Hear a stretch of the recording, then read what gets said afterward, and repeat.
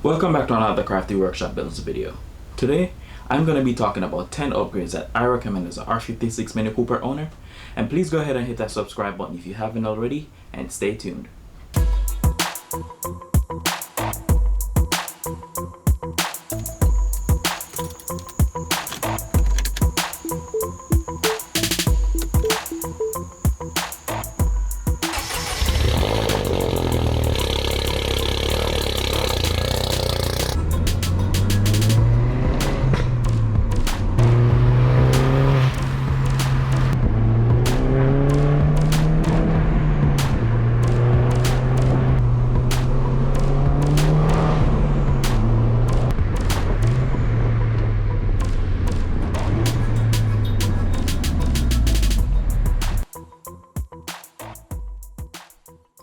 Number 10 on the list is a boost gauge. This will allow me to monitor the boost pressure while driving.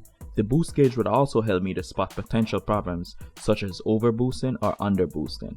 I prefer the mechanical boost gauge over the electrical gauge. I like to get the boost reading straight from the boost source, opposing to getting it from the ECU. If you plan on tuning your Mini, getting a boost gauge is a good choice.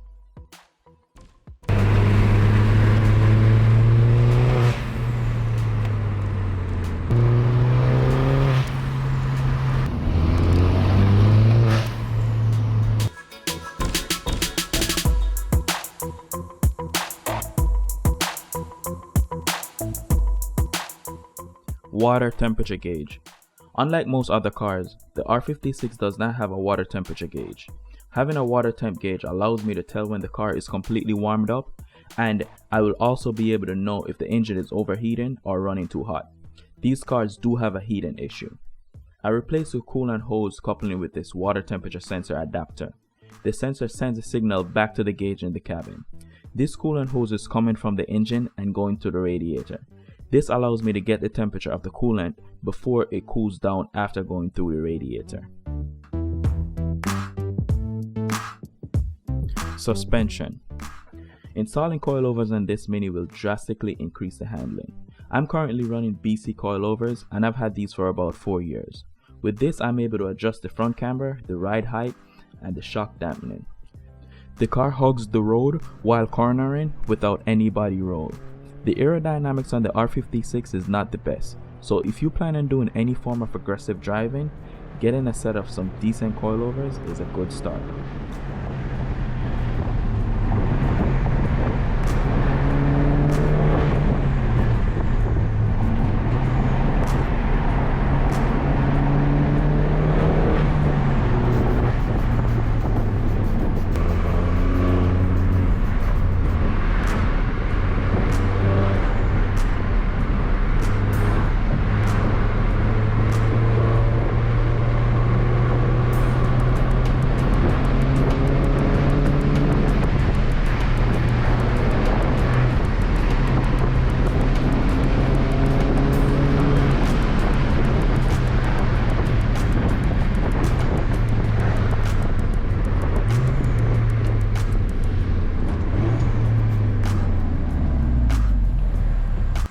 Coilovers will also give you the ability to precisely adjust the ride height and dial in the exact look to reflect your driving style and wheel setup. Oil catch can. Catch cans are simple devices that can greatly benefit direct injected engines. They prevent oil and other contaminants from causing carbon buildup on the intake valves, intercooler, and intake manifold. In port injected engines, the fuel being sprayed into the intake works as a cleaner, washing off any buildup that might occur. Since direct injection engines shoot fuel directly into the cylinder, there's nothing preventing gunk from building up onto the intake valves.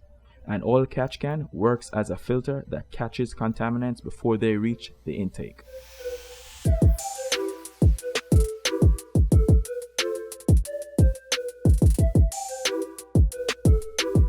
Cold air intake. I'm currently running the K&N intake. This intake is designed to help to reduce the air intake temperature and also increase the airflow. While you might not notice any horsepower difference after installing this intake, you will notice the turbo sounds. This mod will drastically increase the turbo noises. I removed the factory mesh that was in the hood scoop because the mesh was restricting the airflow.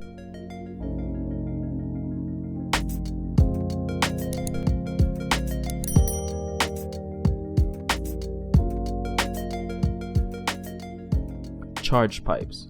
On the cold side of the intercooler, replacing this pipe will improve the turbo response throughout the rev range. The OEM noisemaker may be restrictive or might interrupt the airflow. On the hot side of the intercooler, the stock turbo air discharge pipe has a plastic muffler built into it. This is designed to make it quieter, but also offer a bit of restriction. I replaced the stock resonator with a straight aluminum pipe.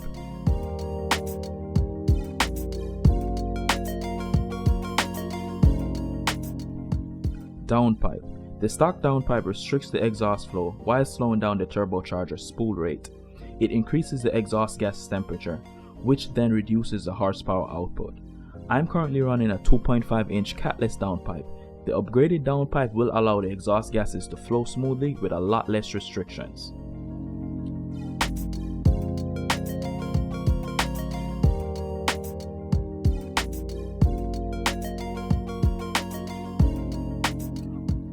Water meth injection.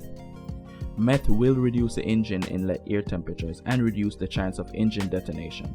These cars can get heat soaked quickly due to the small engine bay space. Meth will also work as a cleaning agent on the intake valves and help to prevent carbon buildup. While running meth, you will have the option of tuning to gain additional horsepower.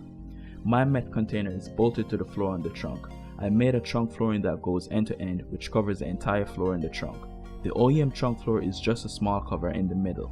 The new floor is higher, which allows me to install the meth pump below the floor. The controller is installed into the glove box compartment. Once I make the adjustment on the controller, I don't need to touch it again, so being in the glove box is perfect for me.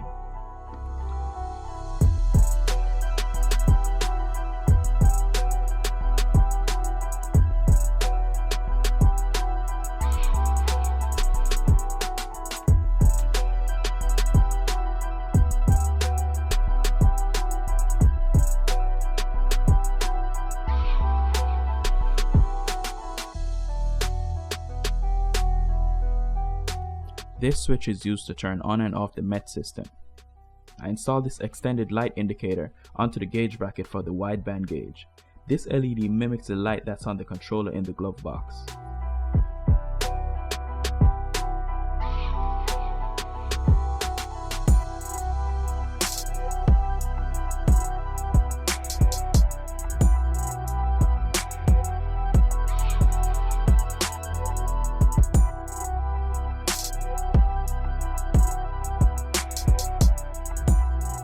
The nozzle is mounted onto the cold pipe coming from the intercooler before the sensor. This will allow the sensor to read the changes in the air due to the meth being sprayed. Then the ECU will make the necessary adjustments.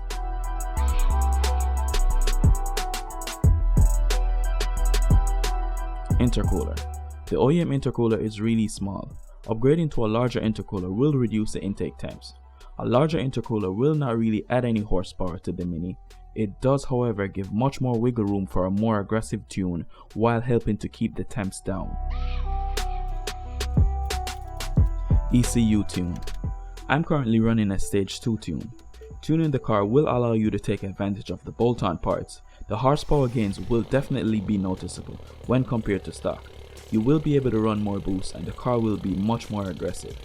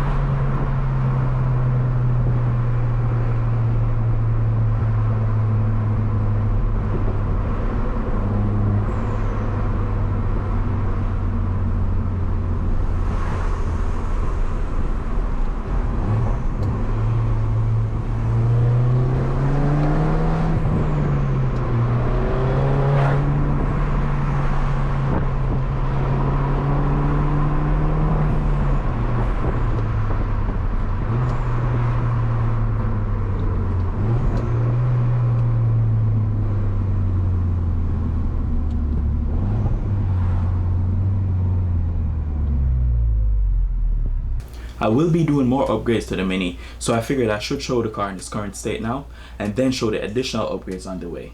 If you have any questions regarding my recommendations, feel free to leave them in the comment section below, and thanks for watching, and I'll catch you in the next one.